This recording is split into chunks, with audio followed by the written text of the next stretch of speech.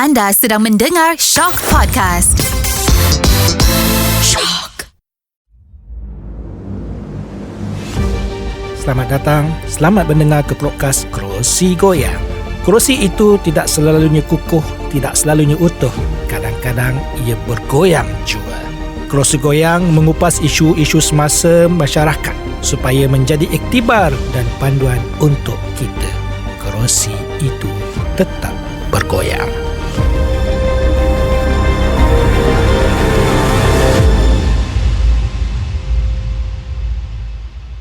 Azri Alwal Nordin. Aduh, nama penuh tak tahan. Saya tertanya-tanya, nama cantik Azri Alwal Nordin. Macam mana jadi Azri Walter tu? Pertama sekali, tujuan dia for the branding purpose lah. Sebab saya usahawan kan. Sebenarnya nama Walter tu dia ada kisah dia. Itu yang nak dengar. Okey, saya daripada zaman kanak-kanak, bapak saya ni dia panggil saya dengan gelaran Otter. Otter? Otter, O-T-E-R je. Otter tak haiwan tahu, tu ke? Bukan otter memerang tu, tapi Otter. Tak tahu sebab apa, tak tahu apa kisah dia, tapi melekat nama tu. So semua arwah opah saya, arwah atuk saya, makcik pakcik, adik-beradik, dan setiap kehidupan saya ni, fasa-fasa sekolah, kerja semua, memang semua orang panggil saya Otter. Dan bila saya kerja dulu, kerja kerajaan semua, memang bos pun panggil Otter. Masa main bola pun panggil Otter. Sama. Jadi nama Azri ni sebenarnya dia tenggelam. So bila saya nak buat jenama saya, waktu saya mula berniaga dulu, saya fikir untuk buat brand lah. So saya fikir Otter tu saya komersialkan, nampak style sikit, jadi Walter. So bila saya buat personal branding dekat media sosial, jadi saya letaklah Azri Walter. Itu kisah dia. Tak ada kena-mengena dengan siapa-siapa yang hidup ke? Tak ada.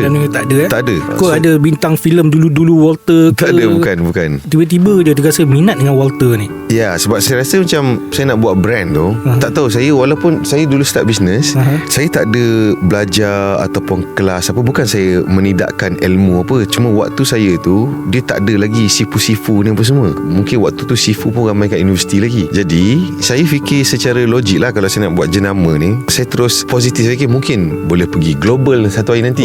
Pasal tu tak nak guna nama Melayu ke jadi Watsa ke? Tak. Saya rasa macam Walter tu Dia boleh pergi international. boleh pergi. Boleh pergi. Sebab sebenarnya orang Melayu ni nak tak nak, kita lama jajah oleh British kan. So kita sebenarnya dalam kita punya kehidupan seharian ni banyak unsur-unsur Mak Saleh tu sebenarnya lah, sama ada kita perasan atau tak. Jadi mana Walter ni memang melekat lah terus lah kan. Melekat lah terus. Kalau Azri Baharum, bayang apa jadi. Dia tak mungkin jadi seperti mana yang ada di depan mata saya sekarang ni. Jadi Walter ni lah orang kata membawa sedikit tempias. Tak tahulah tempias itu tempias yang baik ataupun tempias tak baik. Tapi saya rasa setakat ni saya tengok depan mata ni, Alhamdulillah, InsyaAllah mudah-mudahan baik. Mengaji boleh, Alhamdulillah. menyanyi boleh. Alhamdulillah. Saya memang selalu bagi tahu orang lain semua, kita nak sukses setiap penjuru hidup, doktor. Betul. Tu saya tengok apa kelainan yang saya boleh bawa based on apa yang saya amalkan dalam hidup saya. Saya dapati ini kisah benar. Saya ada kawan-kawan saya yang usahawan, yang lagi kaya, lagi berjaya. Dia make it on the financial, tapi on the physical, kadang kat mental dia ada macam-macam masalah, down, ada yang depressed. Tu saya dapati saya kena sebarkan satu message ramai orang kat luar sana. Terutamanya anak-anak jantan lah. Ya, anak jantan. Iaitu kita nak kena fokus sukses setiap penjuru hidup. Anak jantan kena kental. Yes, kena fit tu. Dia bila selalu Azri Walter sebut anak jantan, kadang-kadang orang tanya dia ni terlampau menceritakan maskulin. Bagaimana dengan orang-orang wanita? Tak berkaitan ke? Itulah, even sekarang ni pun saya ada buat secret group untuk lelaki kan. Ada ramailah wanita yang nak masuk ataupun cuba masuk. Pertama, saya adalah lelaki. Untuk bagi view sebagai seorang wanita, saya tak kerti. Itu yang pertama. Dan saya lihat kepincangan hari ni, lelaki kat luar sana, kita semakin lama semakin lupa menjadi lelaki lah. Lupa menjadi lelaki. Yes, because of dunia moden kan. Dan Kejap, saya berhentikan situ sekejap. Apakah ciri-ciri lelaki ni ya? Maksudnya? Kalau dia kata lelaki lupa menjadi lelaki. Simple dia. Pertama, as a man kan, sebagai seorang lelaki, pertama kita mesti kena bertanggungjawab. Itu dia punya kata kunci yang first. Sebab saya kelilingi ramai orang dekat media sosial, ramai orang PM saya. So apa berlaku? Apabila lelaki sudah melupakan peranan untuk bertanggungjawab dan memberi nilai kepada orang sekeliling dia terutamanya, maka fungsi lelaki ni lama-lama mula terhakis. Tanggungjawab bukan pada diri dia sendiri ya. Dia start dengan diri dia sendiri dulu. Start dengan diri dia Maksudnya untuk diri dia, contoh kalau dia kerja, untuk jaga masa, untuk seorang lelaki yang bertanggungjawab, susah untuk datang lambat. Dan banyak kes, terutamanya dalam adik-beradik lah kita tengok. Contoh adik-beradik wanita, perempuan, adik-beradik lelaki. So apa berlaku? Selalunya lah kita tengok adik-beradik perempuan ni lebih function daripada lelaki. Ya ke? Macam bukan semua, Nak berdiri ni. bukan semua. Tetapi based on saya dapat feedback daripada saya punya media sosial, so ini yang berlaku. Sebab apa tau? Sebab bila zaman sekarang ni, terutamanya sekarang kita hidup dengan media sosial adalah sebahagian daripada kehidupan kita. So apa berlaku? Dia ada satu term ni, terutamanya adik-adik yang masih muda, dia cuba escape daripada reality. Kat sinilah peranan video games. Lelaki ni memang sifat fitrah dia, pertama dia ingin memperjuangkan sesuatu,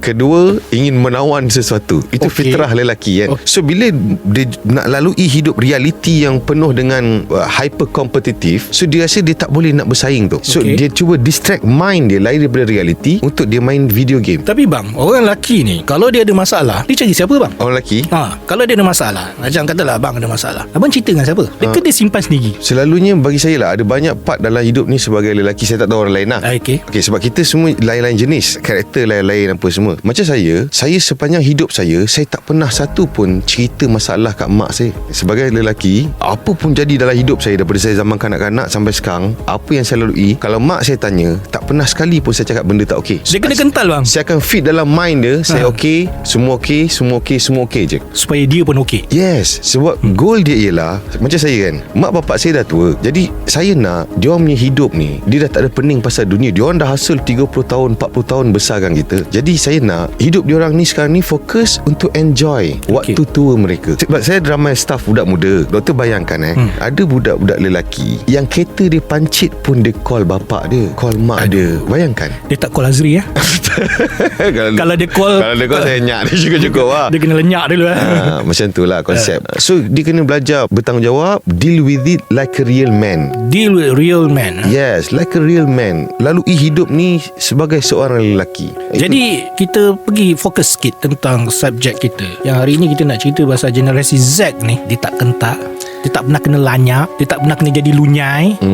Ke macam mana bang? Okey, saya ramai staff Gen Z. Bagi saya tak adil lah kita untuk cakap semua, disebabkan oleh ada beberapa yang Gen Z yang tak okey. Maksudnya bukan semua yang tak okey. Saya jumpa ramai budak-budak Gen Z yang bagus.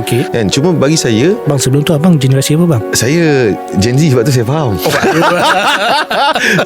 Sebab tu saya faham sama-sama betul, generasi dengan saya. Kita sama generasi ya. Okey. Jadi bila saya tengok diorang ni ada yang bagus, cuma kita sebagai orang yang mungkin lebih dewasa daripada diorang, kita kena guide dia. Cuma nahu, okey, nahu kita nak guide diorang tu a very different way. Ini based on experience saya lah. Dia ada cara macam mana kita nak mendorong budak-budak Gen Z ni. Dia tak boleh sama method macam generasi lain. Dia tak boleh masa zaman abang pergi main bola tu, bapak tinggal kat station bus, pandai-pandai naik sampai ke Skudai tu ke apa.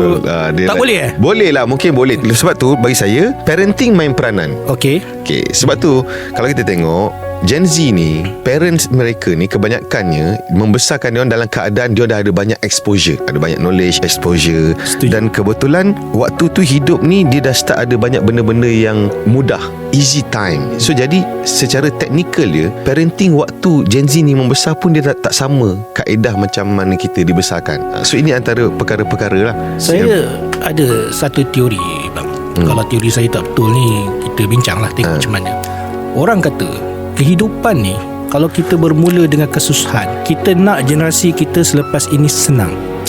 Bila kita hidup dalam keadaan senang, kita nak generasi akan datang hidup dalam keadaan selesa. Bila kita hidup dalam keadaan keselesaan itu, kita nak generasi akan datang itu hidup dalam kemewahan. Bila kita hidup dalam kemewahan itu, maka kita tunggulah kejatuhan generasi akan datang. Macam mana tu bang? Bagi saya itu adalah fitrah alam. Kan? Pertama kita kena terima hakikat. Now is easy time. Kan? Easy time create weak men. Itu fitrah dia. Macam saya cakap kan, kita bukan nak change the whole world, bukan kita punya tanggungjawab pun. Yang pertama sebagai lelaki, kita tahu pertama selamatkanlah dirimu dan ahli keluargamu daripada azab api neraka. So itu nombor satu lah. Semua orang fokus yang perkara ni. Kan? Dan dalam keadaan sekarang ni, so kita kena dorong dia orang ni, terutamanya lelaki, untuk kembali menjadi bertanggungjawab, strong setiap penjuru hidup. Jangan terlalu banyak ikut emosi. Sebab Barat ajar kita macam ni.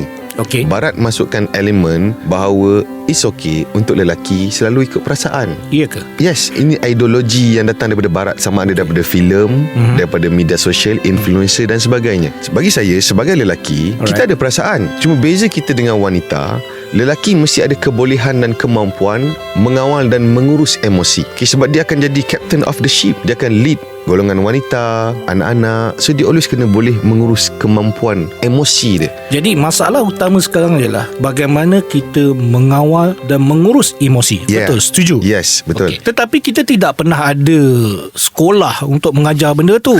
Institut Walter pun tak ajar benda tu.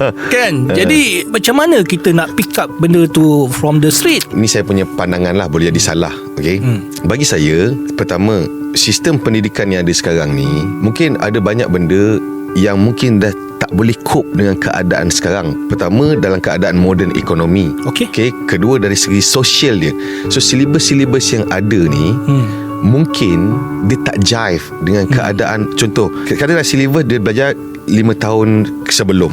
Bila 5 tahun yang selepas tu, benda tu dah tak lagi relevan, katakan. Setuju? Okey, jadi sebagai orang yang ada power kat luar sana, cadangan saya mungkin boleh panggil orang-orang yang pakar, yang ahli dalam bidang ni, masukkan silibus-silibus ni dalam sesi persekolahan terutamanya dan universiti. Itu cadangan saya lah. Sebab suka dengan cadangan tersebut kerana kehidupan kita setiap hari berubah, yes. Dan kita, apa yang kita dapat ni, kadang-kadang ilmu yang kita ada yang diajar secara formal lah kan, benda-benda tu minta maaf lah, zaman Tok Kado outdated. Yes kan?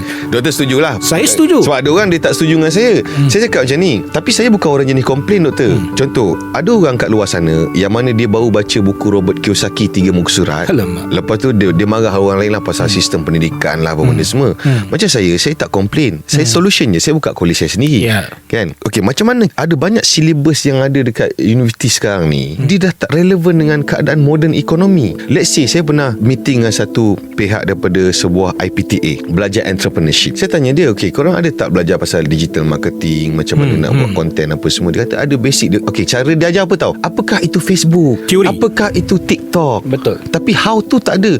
So bayangkan, universiti ni sebenarnya buat bisnes. Kita faham lah kan. So kita nak solve problem manusia, dia bayar duit. So dengan harapan dia boleh guna ilmu tu untuk kehidupan dia, terutamanya exchange value untuk dapat duit. Apa berlaku? Lepas dia orang belajar, dia orang tak boleh exchange knowledge tu untuk dapat duit. So kesian dekat berjuta-juta manusia. Lepas tu kita salahkan pengangguran. Yes, lepas tu kita salahkan dia orang ni lembik lah, dia orang ni pemalas lah, apa benda. Sebab apa yang kita fit dekat dia orang ni tak boleh nak compete. Sebab saya pernah kerja Suruhanjaya Perkhidmatan Awam. Ya, dapat anugerah khidmat cemerlang tersebut. Okay. Saya kerja kerajaan. Waktu tu saya dah realise, saya tengok budak-budak yang balik daripada Mesir, balik daripada overseas, dan waktu tu pegawai perubatan balik kan.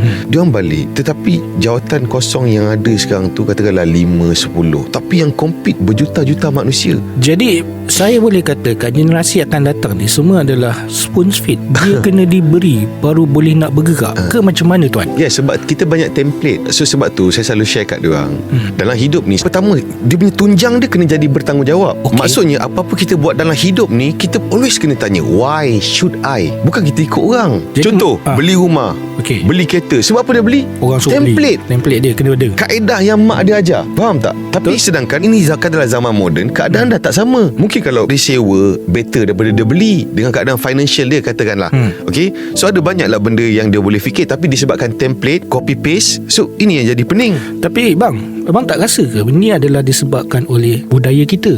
Sami'ana wa ta'ana. Okey, betul, taat kan. Okey. Saya pun ada satu mindset yang mungkin kadang-kadang ada orang tak setuju lah kan. Saya alhamdulillah, saya berjaya capai tahap hari ni. Antaranya satu, saya berjaya capai tahap freedom. Nobody own me. Saya ada mak ayah. Mak ayah tu adalah mak dan bapak saya. Kerja saya adalah kena buat baik kat dia orang. Itu tanggungjawab bang. Itu tanggungjawab saya. Dan saya hanyalah hamba kepada Allah Azza wa Jalla. Selain daripada tu, tak ada siapa own saya. Jadi maksud dia apa? Bila saya ada that kind of power, saya boleh buat decision dalam hidup saya apa-apa sahaja. Tanpa terikat. Saya punya batas adalah saya hamba Allah, saya ada mak bapak. Itu batas dia. Maksudnya kita bukan cerita pasal buat benda tak elok. Decision making. Katakanlah nak beli rumah ke, in fact saya berhenti kerja tanpa bagi tahu mak bapak saya. Kena marah tak? Dia nak marah macam mana? sebab saya dah berhenti. Dan kalau dia marah pun saya Gelak sikit bang. Kalau dia marah pun saya tetap anak dia. Nampak? Itu isu dia. Dan kita dalam masyarakat kita dimomokkan dengan apa tahu. Maksudnya kalau kau nak berjaya, kena restu ibu bapa. Ya, betul. Ini yang ramai masyarakat kita pening. Dia tak faham. Sesuatu fakta tu, kalau dia ada, kita kena ada lawan dia kan. Kalau betul lah itu data dia, kenapa ramai orang yang mak bapak dia restu tapi ada yang gagal dalam hidup? Okay. Jadi maksudnya restu tu adalah benda yang luas. As long kita buat apa yang kita nak dalam hidup, kita terus jadi anak yang terbaik. Ramai orang dia silap apa? Katakanlah dia nak buat satu decision dalam hidup dia, lepas tu dia gaduh dengan mak bapak dia, putus hubungan, tak balik kampung. Ini yang salah. Saya rasa perkataan restu ni pun dah jadi masalah untuk kita. Kerana sebenarnya mungkin istilah yang paling sesuai ialah saling reda meredai. Setuju mensetujui antara satu sama lain.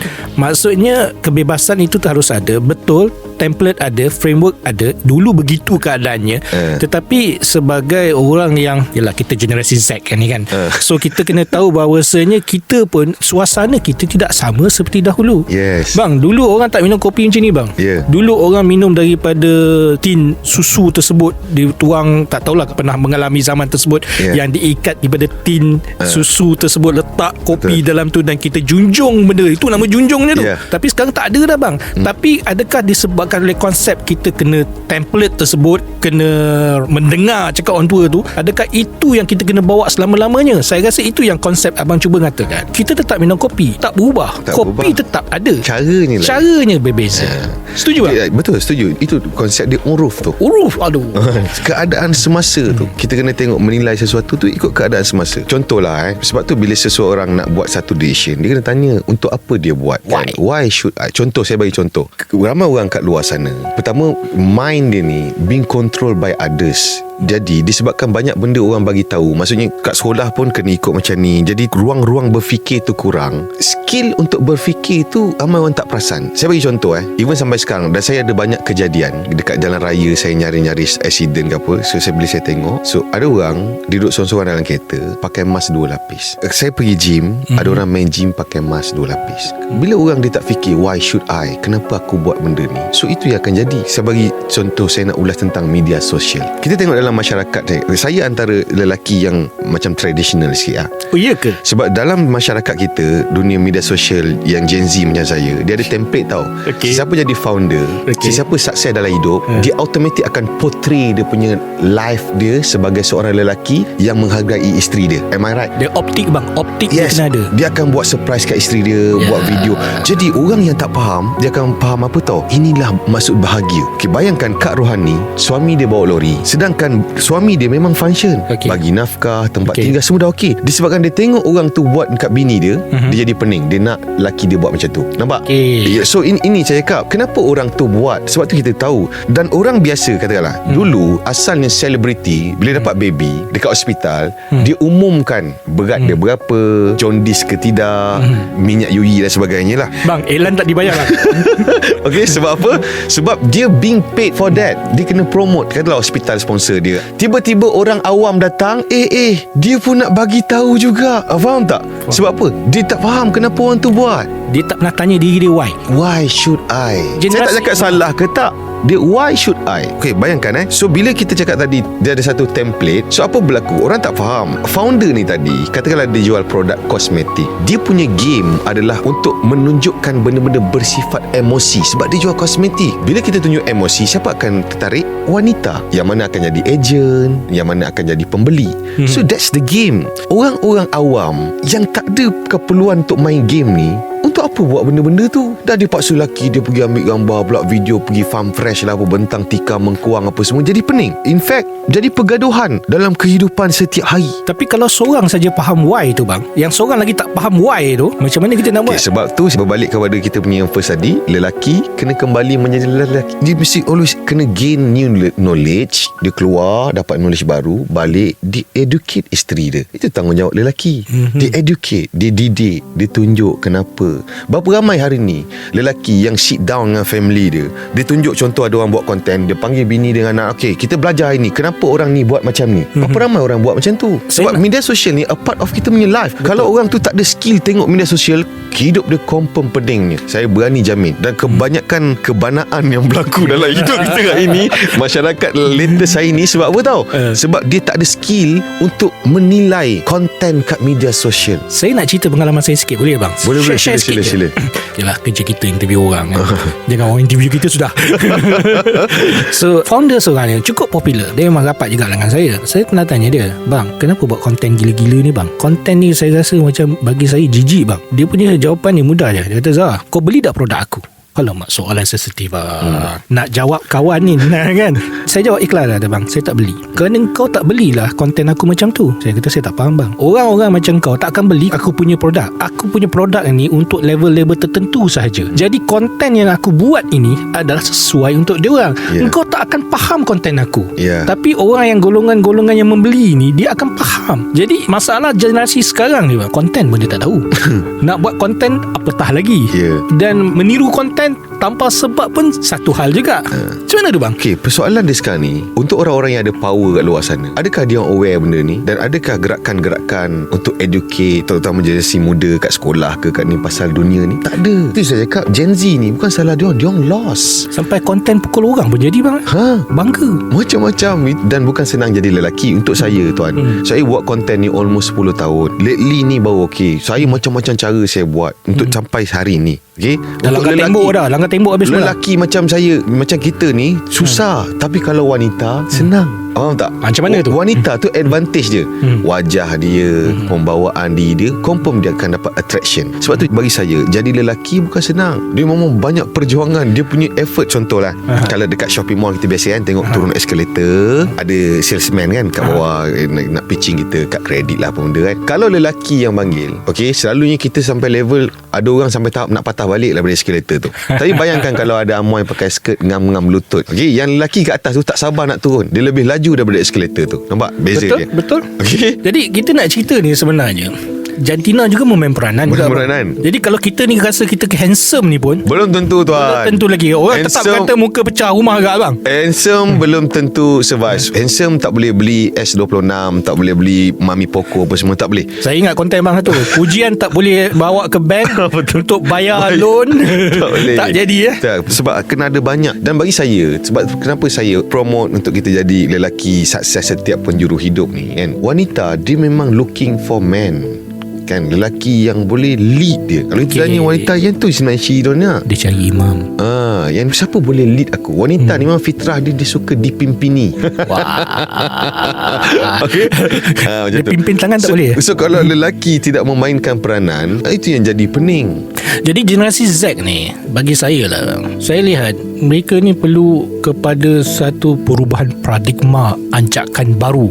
Kita guna ayat sikit anjakan paradigma, betul. Kerana dia tidak boleh lagi ikut template. Template tu bukan nak kata salah, tak salah, mungkin tak sesuai 10-20 tahun dulu mungkin sesuai, cantik benda tu. Kalau nak berjaya dalam kehidupan, template saya bang, mak bapak saya kata template berjaya dalam kehidupan, pertama kena ada pelajaran. Betul bang? Okay, setuju. Standard. Belajar sampai habis. Betul. Paling bodoh pun dia kata kena ada SPM. Okay, itu template yang standard. Template yang standard. Yang kedua, lepas tu kena kahwin. Lepas kahwin pastikan ada anak, kerana anak inilah akan menjaga kita. Itu mentaliti template kita. Allahu Akbar. Anak jaga kita template dah daripada dulu sampai sekarang kan. Saya rasa untuk orang kita, dia kata peranan anak adalah untuk menjaga orang tua. Saya rasa abang pun dengar juga template ni kan. Tapi masalahnya sekarang, adakah sesuai tak sesuai template tu kan. Nombor 3, gaji pertama harus bagi kepada ibu bapa. Itu template standard. Lepas tu jimat dan simpan. Walaupun tak ada. Itu saya cukup pantang advice jadi daripada saya zaman dulu struggling. Kan ada saya kerja office makcik-makcik yang macam mak kita lah. Kau kena jimat dan simpan. Saya rasa nak nantak kepala saya kat dinding. Jimat dan simpan apa benda lagi, benda pun tak ada. Jadi generasi Z ni, dia saya rasa is a wake up call. Ya. Setuju bang? Betul. Tapi siapa yang nak setkan alam diorang ni? Betul. Siapa yang nak lead? Siapa nak lead diorang ni? Jadi saya rasa ni peranan Azri Walter lah. Ya. Saya walaupun tak ada orang lantik, tapi saya yakin dengan kebolehan dan kemampuan saya, terutamanya dalam memahami banyak perkara yang sukar difahami oleh kebanyakan orang, saya rasa saya ada satu tanggungjawab untuk masyarakat di seluruh jagat raya, Doktor. Okay? Saya setuju benda tu, walaupun tidak ada yang mencadangkan. Saya cadang dan saya sokong perkara tersebut. Tapi macam ni bang, kita sebenarnya orang kata akhirnya kita sayangkan kepada negara kita. Sayang sebenarnya. Kita sayang negara ini. Negara ini hanya boleh dibina oleh rakyatnya. Tetapi rakyatnya, kalau kita tidak sediakan rakyatnya untuk memimpin dan mempunyai perasaan tanggungjawab terhadap pembangunan negara, kita tak ke mana-mana bang. Betul. Sekarang ni macam mana kita nak buat supaya kena jadi jantan, sanggup kena lanyak, sanggup lunyai untuk membina diri kita menjadi kental. Itu persoalannya sekarang. Setuju abang kata tadi, kalau dalam SPA tu graduan terlampau ramai, tapi apa yang akhirnya ketuk pintu pejabat, mana kerja yang dijanjikan, mana kerja dijanjikan. Diorang tak tahu, diorang dijanjikan dengan iklan kat billboard, pakai jubah yang kena bayar sewa tu, dengan topi balik-balik. Lepas tu kat belakang nampak macam hidup yang bahagia. Delusion. So bila dia dah ada transkrip, scroll dia, bila dia apply, kenapa tak sama macam dalam TV? Dah jadi pening. Faham tak? Sebab tu tugas saya bagi tahu realiti.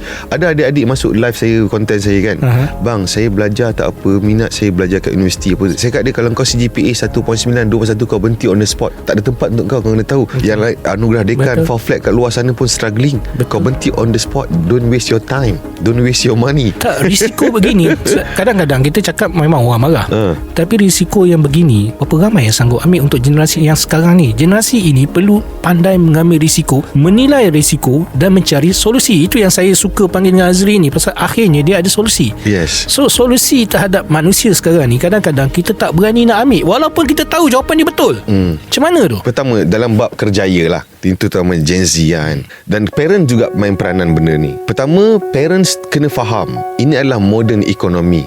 Ada banyak kerjaya baru muncul yang mana dulu tak ada. In fact, saya ada buat video pun. Contohlah, budak-budak zaman sekarang ni katalah dia masuk e-hailing, gig economy. Sebenarnya goal untuk kita belajar semua memang untuk dapat duit pun. Jadi kalau dia boleh buat e-hailing, gig economy tu boleh dapat duit. Katakanlah ada yang buat live, cari-cari hantu, buat live malam-malam, so dia dapat 800 satu malam. So dia dalam horror entertainment sebenarnya kan. So bila dia pergi katalah jumpa parents ataupun bakal mak mentua dia, so dia tanya, kau ni kerja apa? Dia jangan cakap dia jadi bawa Grab. Template soalan tu dah ada bang.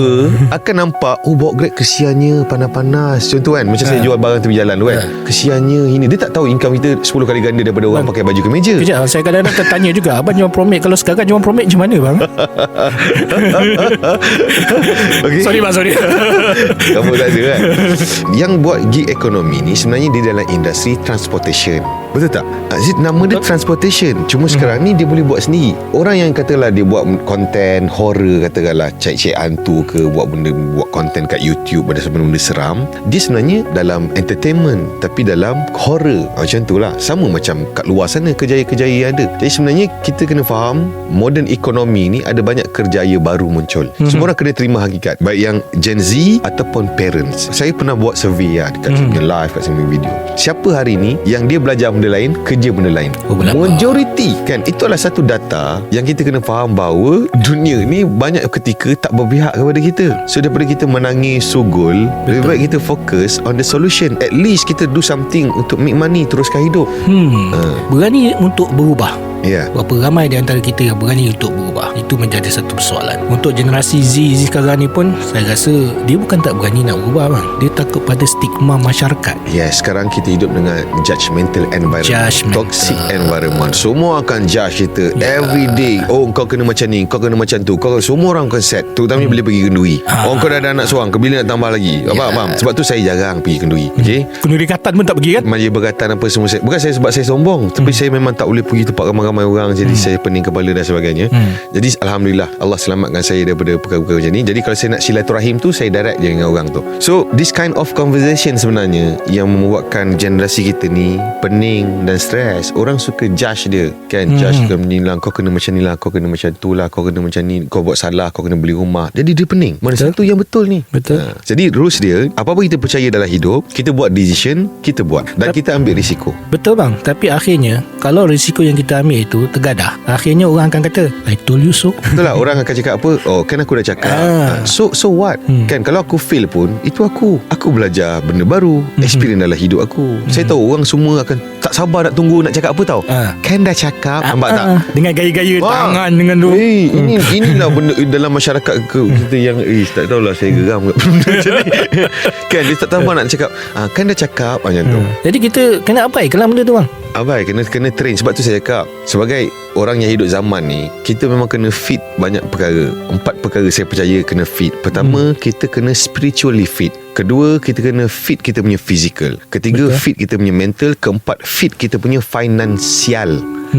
Itu kena fit. Saya rasa istilah yang paling utama untuk kita pada hari ini, hidup kena kental, jangan menyerah. Boleh. Sebab siapa nak menyerah pun boleh. Sebab orang tak peduli pun. Orang tak peduli pun kan? Kau nak jatuh kau sendiri je pun. Orang tak peduli. Nobody cares. Kau nak menyerah ke apa benda, tak ada siapa peduli. But hidup ni choice. Betul. Kalau kau rasa kau nak buat lebih kurang, kau nak give up, if anything happen to your life, kau adapt. Because itu yang kau pilih. Kalau kau pilih nak hidup, live the life to the fullest, nak explore kemampuan diri kau, nak capai banyak kejayaan, setiap penjuru hidup dia datang dengan kesakitan, keperitan, pengorbanan. Apa-apa jadi kat perjalanan itu, engkau hadap. Sebab itu apa engkau pilih. Saya setuju. Mana kehidupan kita ni adalah pilihan. Kita nak ikut template, yes, terserah. Kita nak pilih ikut apa yang kita rasakan kita betul pun terserah. Yes. Cuma saya nak kata, satu hari nanti kita akan berterima kasih pada diri kita sendiri kerana kita tidak pernah menyerah atas segala cubaan dan beratnya hidup yang pernah kita lalui. Dan satu hari nanti kita akan rasa bangga mengenang saat-saat yang mana kita tidak pernah rasa kecewa, kita tak pernah rasa terpesorok, kita tak pernah rasa nak dengar sangat cakap orang, kerana kehidupan ini kita yang tentukan. Setuju bang? Betul. Terbaik tu sajak tu. Saya tak ada sajak tak apa. Hidup kena keras bang. Kalau kita tak keras, kita dah lama kena lunyai bang. Betul. Itu fakta lah. Hidup ni memang keras. Hidup ni tak beri can kat kita. So kata-kata akhir daripada Azri Walter. Okay, kata-kata akhir daripada saya tahu kat luar sana ada orang yang suka dengan apa yang saya cakap, ada orang yang tak suka. Dan sesiapa yang tak suka, diorang kena tahu saya tak peduli dan saya akan terus sukses setiap penjuru hidup.